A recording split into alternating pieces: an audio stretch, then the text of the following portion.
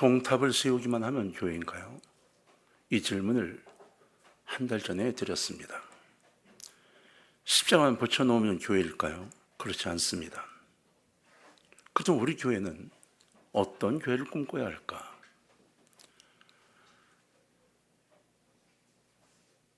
교회는 사람을 변화시키고 심령을 변화시키는 곳이어야 한다.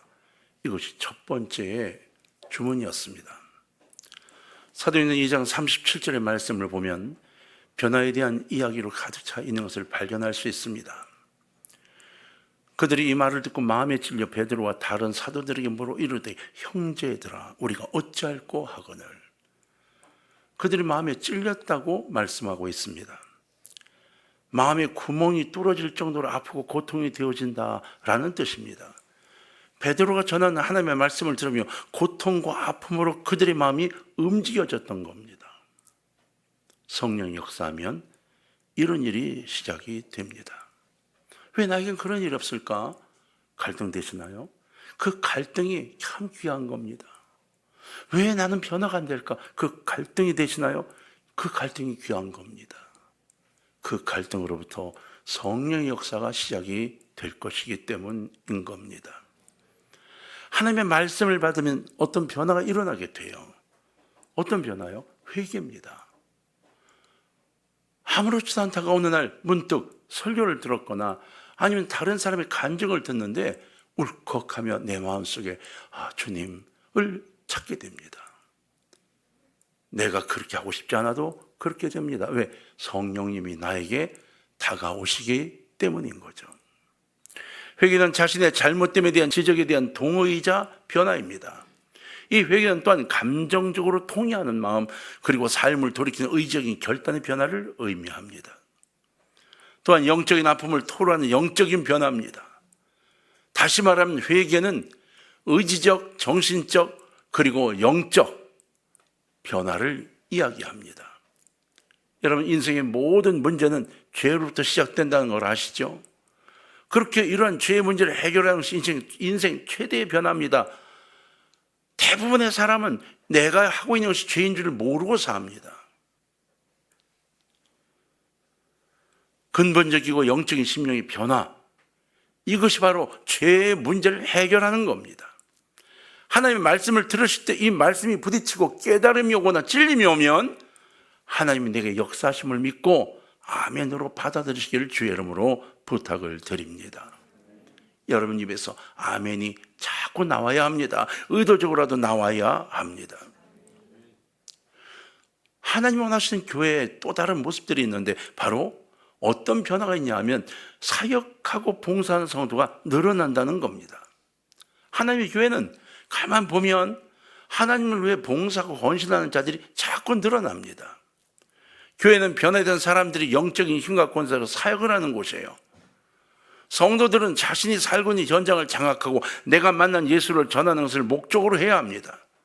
사역 없이 은혜만 받고자 하는 사람이요? 아니요. 점점 힘을 상실합니다. 은혜만 받고자 하는 사람은 절대로 은혜만 받고 멈추면 안 됩니다. 멈출 수가 없게 되어 있기 때문입니다. 하나님의 성령은 하나님을 위해 무엇인가 하기를 원하시기 때문입니다. 하나님 주신 힘을 얻을 수가 없게 됩니다. 힘과 권세의 능력을 원하십니까? 그렇다면 사역하는 성도가 되시기를 주의 이름으로 부탁합니다. 그래서 저절로 교제하고 기도하는 곳이 교회가 되어져 버리고 맙니다. 사역하면서 주 앞에 나와 기도하고 또 성도들 간에 만나 교제하면서 서로 간의 아픔들을 토로하고 기도를 나누고 서로 관계를 형성해 가는 것. 초대교회 성도들은 사도의 가르침을 받아 순종하고 그리고 교제했습니다. 교제는 코이노니아를 말하고 그것의 의미는 공동체를 이룬다는 겁니다. 곧 공동체를 통해 삶을 나눈다 이런 뜻이죠. 서로 돌본다는 뜻입니다.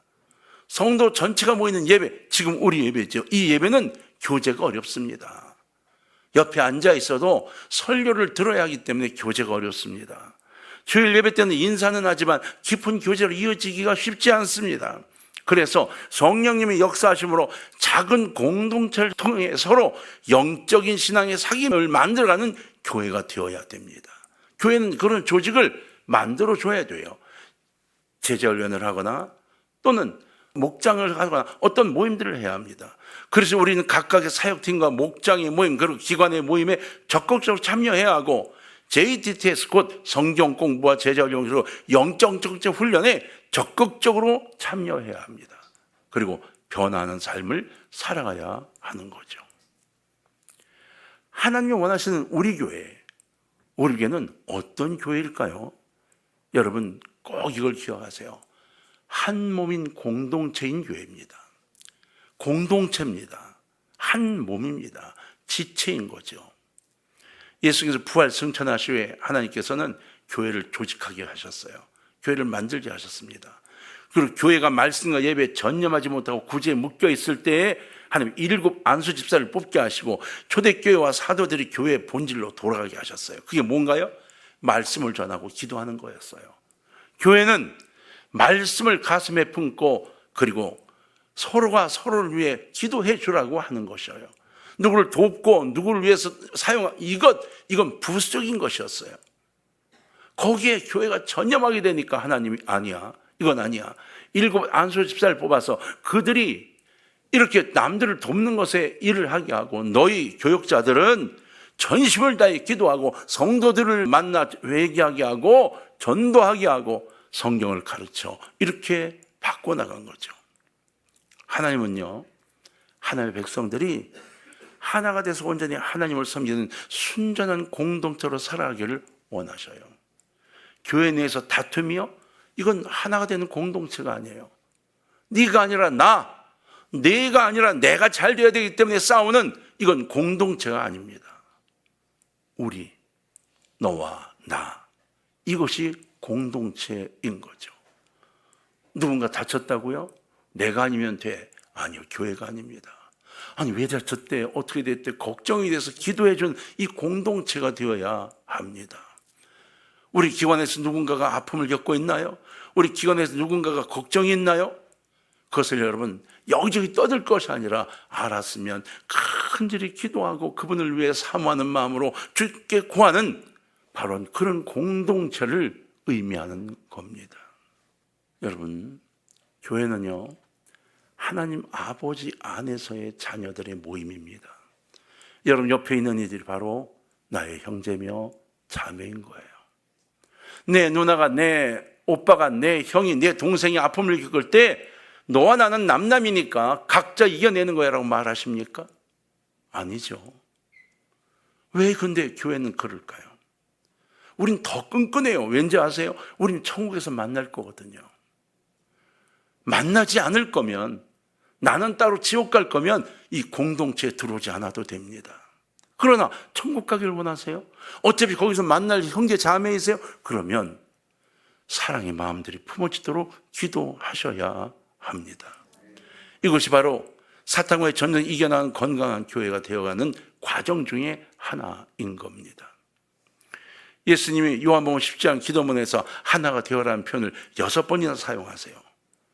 예수님의 메시지는 포도나무와 가지가 하나가 되듯이 교회가 한 공동체로 하나가 되어야 된다고 가르치고 계셨던 겁니다. 교회는 예수님의 십자가의 보혈로 한 피를 받아 한 몸 이룬 한 가족입니다. 하나님 아버지와 아들 예수 그리스도 그리고 성령께서 하나이셨듯이 구원받은 우리도 한 몸을 이루어야 하는 거예요. 무엇? 육적인 것, 이 땅의 것을 구하는 하나가 아니라 영적으로 서로를 위해 기도하며 서로를 걱정해주는 하나가 되어야 된다는 거예요. 교회 본질은 연합, 곧 하나가 되는 것입니다. 하나님의 자녀들은 그리스도 안에서 한 몸인 거예요. 그래서 교회는요, 영적으로 하나 되는 신앙 공동체임을 잊지 않아야 합니다. 영적으로 하나 되는 신앙 공동체. 성경은 교회 연합의 신비함을 다양하게 가르쳐 줍니다. 교회에 속한 모든 성도들이 제자훈련과 목장 예배 그리고 다양한 소모임에 적극적으로 참여할수록 깊이 있게 자라나게 되어 있어요. 참여를 안 하는 것만큼 점점 자신 스스로가 다른 쪽으로 밀려나가게 되어 있습니다. 교회가 이상적으로 하나가 될 수 있도록 교회는 세상에 대해 복음의 선한 영향을 끼치게 되는데요. 그리고 교회는 외부적 연합을 이루기 전에 내면적 연합을 이루어야 합니다. 그래서 내면적으로 하나가 되고 서로 기도해주고 걱정하는 거죠. 여러분, 교회는요, 지방색이나 학연, 어떤 분파적인 어떤 개 형태의 모임이 이루어지면 안 됩니다. 순수한 영성으로 예수님께 주인이신 공동체가 되어야 합니다. 교회는 성령으로 거듭난 성도들의 공동체예요. 그러므로 교회는 솔로 리더십, 잘난 사람이 여러 명 있는 것보다 영적으로 하나 될 줄 아는 그 여러 사람이 중요합니다. 나가 아니라 너와 나가 중요한 거예요. 똑똑한 사람이 100명 모이는 것보다 그렇지 않고 하나가 되어 어떻게든 애쓰려는 사람이 50명 모이는 게 훨씬 더 강력합니다. 하나님은 그것을 교회로 이끌어 내셨던 겁니다. 그래서 팀 사역을 기본으로 하죠. 건강한 신앙은요, 나가 아닙니다.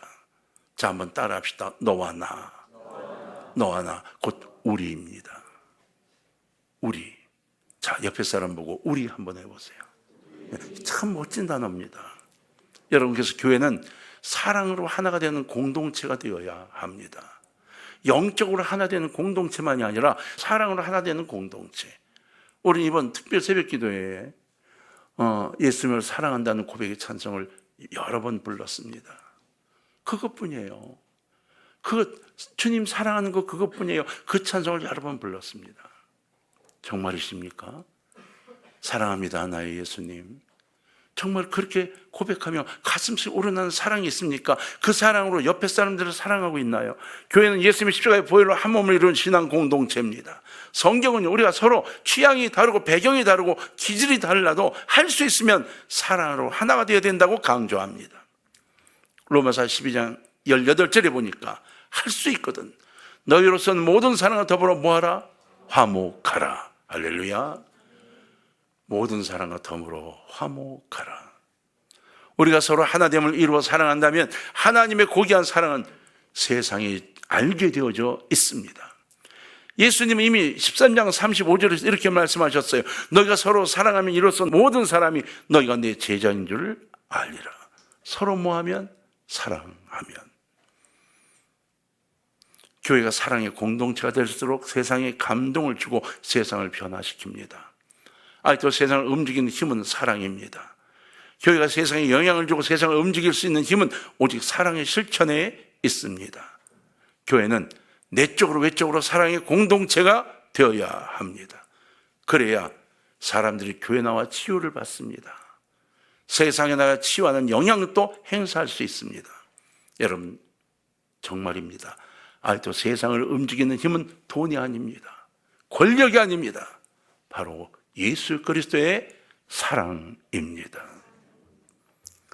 우리 교회는 어떤 교회가 되어야 될 것인가? 자, 한번 따라합시다. 하나님께 기쁨이 되는 교회. 맞습니다. 교회 시작은 출애굽기의 성막이라고 말씀을 드렸어요. 이스라엘 백성들의 성막은 진짜 보잘것없는 그 200만에 비해서 작은 곳이었어요.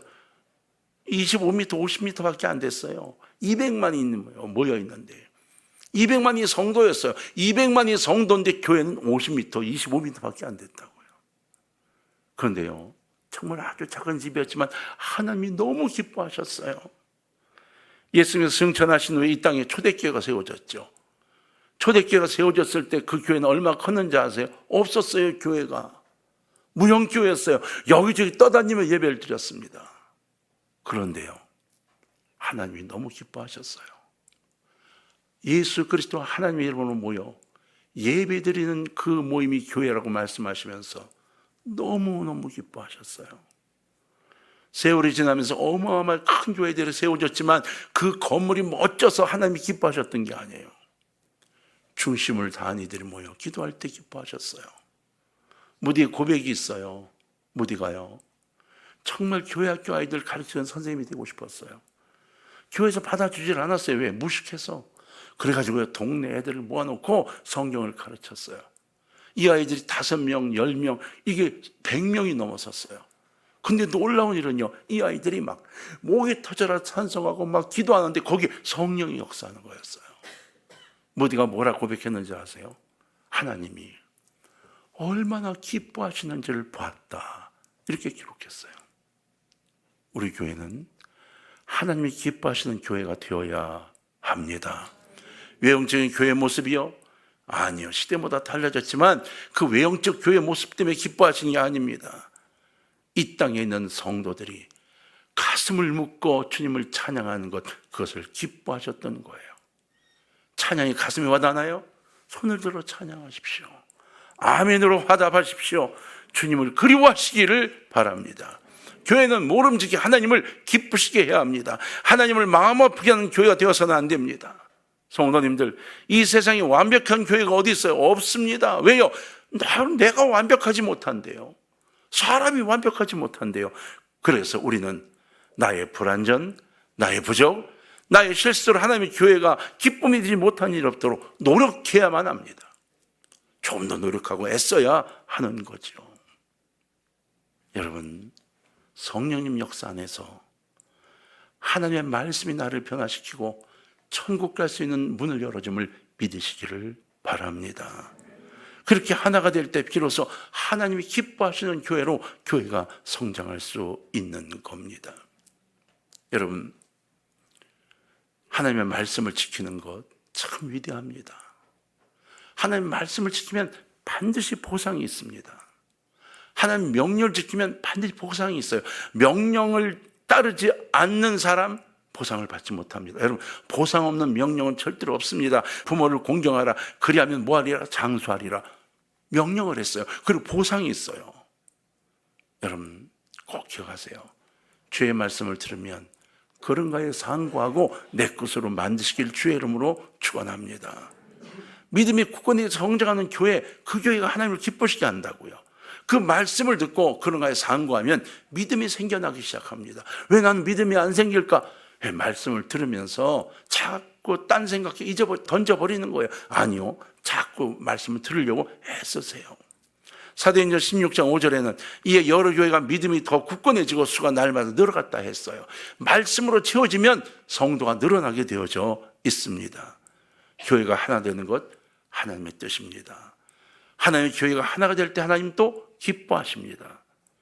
교회 성장은요, 하나가 될 때 이루어지는 거예요. 여러분, 제발 우리 교회가 하나님이 기뻐하시는 교회가 되도록 한 걸음 더 나가시기를 주의 이름으로 부탁합니다. 자, 하나만 더 따라합시다. 세상으로 나가는 교회. 하나님 우리에게 원하시는 교회는 바로 이거예요. 전에 설교했던 거 기억이 나십니까? 방주에 있던 사람들이 다 어떻게 했다고요? 산에 내리고 물이 빠지고 나니까 다 하나님이 나가라 그랬어요. 방주에서 여기가 저싸우니 버티지 못하고 다 쫓겨났습니다. 나가서 뭐 했나요? 나가서 번성하라고 명령하셨어요. 그 8명이 나가 전 세계에 번성하게 만들어 놓았던 거죠. 동물도 마찬가지입니다. 나와서 전 세계 동물들이 번식하게 만들어 놓았던 거죠. 잊지 마세요. 구원을 전제로 하지 않은 방주와 교회는 의미가 없습니다. 방주는 갓난아인 모세를 태워가는 바로 이 광주리와 같은 똑같은 단어를 사용했다고 했습니다. 생명을 구하는 도구였어요. 방주는 생명을 구하는 도구, 교회도 마찬가지입니다. 영생을 통해 천국 가게 하는 생명을 구하는 도구가 교회인 것입니다. 따라서 암흑의 세상 중에 하나님 마련하신 생명과 평안에 져서 바로 신약의 교회가 그것이라는 거예요. 여러분, 방주와 교회 모두가 하나님 만드셨음을 잊지 마세요. 교회는 하나님이 만드신 거예요. 마태복음 16장 18절 보니까 또 내가 네게 이르노니 너는 베드로라. 내가 이 반석에 내 교회를 세우려니 음부의 권세가 이기지 못하리라 말씀하셨어요. 맞아요. 교회는 하나님이 세우셨습니다. 뿐만 아니라 교회와 방주 모두 다 하나님이 운영하셨어요. 방주 보세요. 자, 돛도 없어요. 닷도 없어요. 아무것도 없어요. 그냥 어디로 갈지 몰라요. 길도 없어요. 하나님이 운영하신 대로 가서 기가 막히죠. 아라산 꼭대기 위에 딱 멈춘 거예요. 우리 교회도 마찬가지입니다. 목사 마음대로요? 아니요. 장로 마음대로요? 아니요. 우리 중 누가 힘이 좀 있어 그 사람 마음대로요? 아니요. 하나님 마음대로입니다. 그래야 교회는 교회가 됩니다. 홍수가 끝난 후 노아의 방주는 비어 있었습니다. 우리 교회도 마찬가지입니다. 은혜가 충만하면 나아가 복음을 들고 나아가 증거하고 활동하고 나누고 베푸는 것이 교회의 역할입니다. 물가에 많은 이들이 와서 차를 마시고 즐거움과 기쁨을 얻고 돌아가면 그것으로 우리가 참 봉사하고 헌신한 것으로 만족해야 합니다. 그들이 교회 와서 감사하는 것, 하나님을 느끼는 것만으로 우리는 정말 고마워해야죠. 작은 교회를 돕는 것, 우리 그 역할을 하게 하셨으니 고맙고 감사해야 합니다. 우리 그걸 비워야 하거든요. 여러분, 저와 여러분 모두가 그저 우리 집, 우리 가족이 아니라 방주와 같이 나아가 주님을 증거하고 나누는 멋진 교회가 될 수 있도록, 비워지는 교회가 되도록 마음 먹기를 주의 이름으로 부탁을 드립니다. 한번 따라 하십시다. 우리는 구원의 방주입니다. 그렇습니다. 하나님이 세우신 교회는 문이 닫힌 것도 하나님이, 문을 여는 것도 하나님이 되셔야 하고, 우리가 마음대로 하는 것이 아닙니다. 하나님 나라를 이루도록 하는 비어있는 방주 꼭 되어지기를 주의 이름으로 부탁해요. 이것이 여러분 지난 한 달 동안 말씀을 전했던 교회에 대한 내용이었습니다. 하나만 꼭 기억해 주십시오. 자, 따라합니다. 우리 교회는 하나님이 기뻐하시는 교회, 하나님이 원하시는 교회가 되어야 합니다. 부탁입니다. 내 마음에 드는 교회가 아니라 하나님이 기뻐하시는 교회가 되도록 하나가 되어 주십시오.